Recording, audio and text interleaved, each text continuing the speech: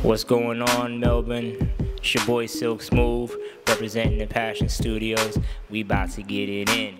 A little bit about myself. I'm New York, born and raised. Literally learned on the streets in New York. Grew up in Harlem, dancing block parties, DJ parties, and all that. And then it just snowballed. The next thing you know, I go from a kid dancing on the block in Harlem to traveling around the world, doing what I love to do, and that's a beautiful thing. But more so than anything else, I'm an educator. I'm very big on hip-hop dance education. I was very fortunate to come up under some very, very talented pioneers, people like Buddha Stretch, Link, Elite Force, Brian Green, one of my big, heavy influences. All these cats based out of New York, Bam Bam, a.k.a. Amin Ra. Big, strong cats in the hip-hop game, and they taught me a lot, and I just want to spread that knowledge on to all of you guys.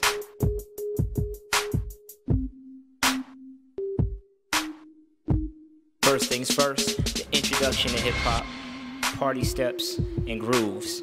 Hip-hop, first and foremost, is after popping, after locking. Hip-hop, the original form is the party steps and the New Jack Swing and all that stuff. So the first class is just going to be an introduction to what it is hip-hop dance is supposed to be. It comes from the origins of the groove, Ethiopian isolations, because hip-hop now is nothing but new African dance. So getting in touch with all that, getting into the groove, into the pocket, into the bounce, into the roll, all using all of your body and just grooving, yeah? So we're a little bit more on New Jack Swing and kind of delve into something called Fendi style. Fendi was a dancer back in New York who was one of the most amazing dancers back in the day, and he actually made hip-hop almost too hard to do.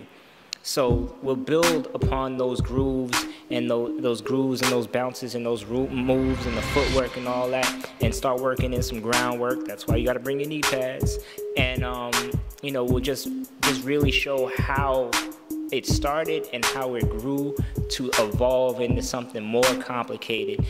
Hip-hop dance doesn't just get longer, it's supposed to have depth. Move upon move upon move upon move to make a beautiful, full body kind of emotion. Next up, we got the one that's very near and dear to my heart, Harlem Shake / freestyle hip-hop. That's all around the same era. Like I said, I was born and raised in Harlem. The Harlem Shake has got an entire history of its own, and the reason I like to teach that and kind of get into it, even if it's not completely the whole class, is because there's very few people in the world that can teach you that portion of hip-hop.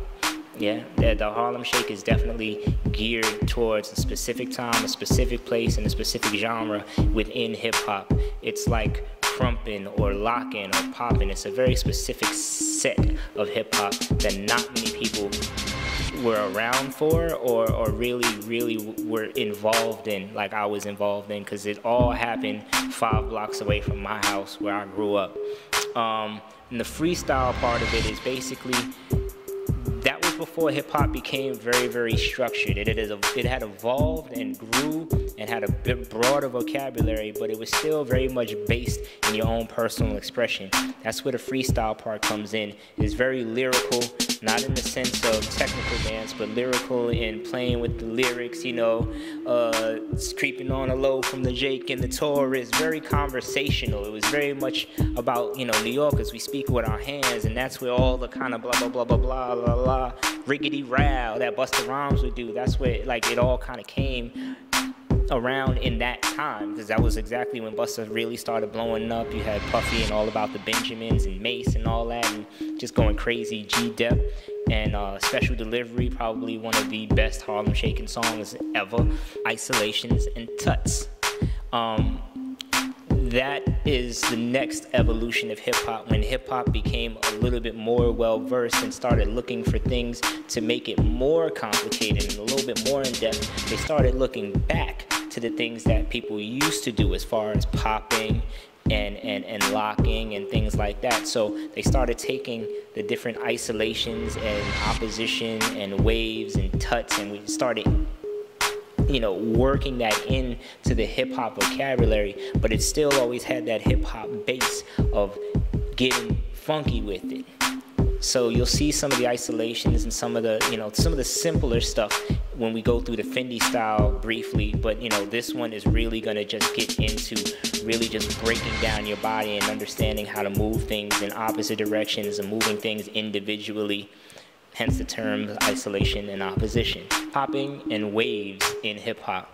Now the reason I put in hip hop specifically is because we're not going to do a popping or a waving class. We're going to show how, once again, they went back and took things from the past and worked it into the new form of what it is that we do as a social dance called hip hop. The waves and the pops are not necessarily traditional, but they come from that origin, and the people who really studied those things, the popping and the waving, I was very fortunate to learn from people like Jazzy J, aka Soulfire. I've learned from cats like one of his proteges, J Rock, Anthony Thomas, original choreographer of Rhythm Nation. So I put in some time and learned some things from these cats that give me a good foundation in which to really, I don't just throw what I think is popping in there. There's an understanding of what popping is, and then you format it to fit within your hip-hop vocabulary, still keeping that groove and still keeping that bounce and those isolations and all the opposition. As you can hear, it's cumulative. It just keeps going down the line. Claymation style. First and foremost, Claymation is one of the baddest crews in the world, as far as I'm concerned. Based out of LA, the head choreographer on that crew is my man Free. It's ridiculous. If you look up Free, Claymation, he murdered the I Get It In video for Omarion, so I can't even begin to start talking about Claymation style without mentioning him first.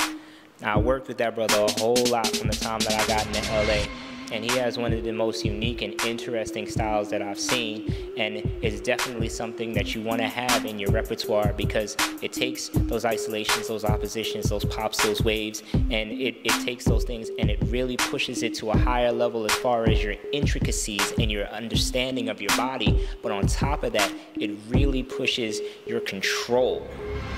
So it's not as crazy and bouncy and loose and all that. It's really about discipline and controlling your body, and that's definitely as dancers something that we need to learn, that crisp, sharp, decisive movement that make an entire stage or an entire stadium full of people look completely in unison. And that's the thing that's so amazing about Claymation, along with the illusions that they do. Smooth style R&B.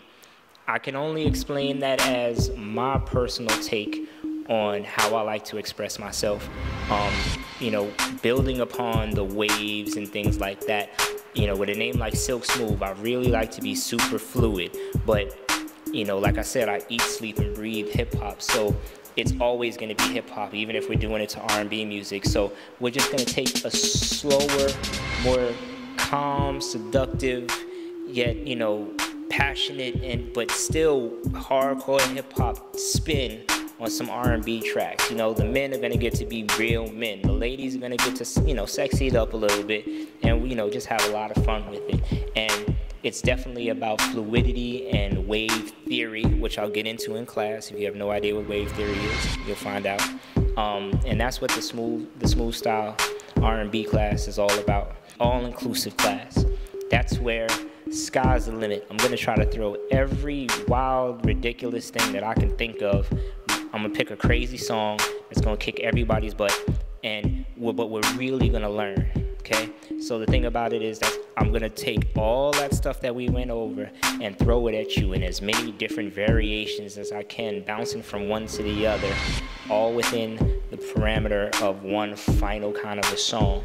And it's guaranteed to be a whole lot of fun, and it's going to really make you think, and that's what class is supposed to do, make you think. So everyone that goes to class and thinking, I'm gonna go in there and kill this, you're probably not taking a class that's hard enough for you. Find a harder class. The classes that you kill are the ones that you already know how to do. Take those classes that you can't kill. That means you're really learning something. And that's what all of these classes are supposed to do. Teach you to give you more weapons as a dancer in your arsenal to make you that much more well-rounded and educated in terms of your body and educated in terms of the musicality and the groove and the feel of hip-hop. And that was a whole lot. and my mouth is very dry. But I hope you have a better understanding of what it is that we're gonna do. We're gonna have a whole lot of fun. This beautiful studio, Passions. Big shout out. Appreciate everything. You guys are amazing. I'm only coming to Passions. So if you want to see me in Australia, you want to see me in Melbourne, Passions is the only place you're gonna see me.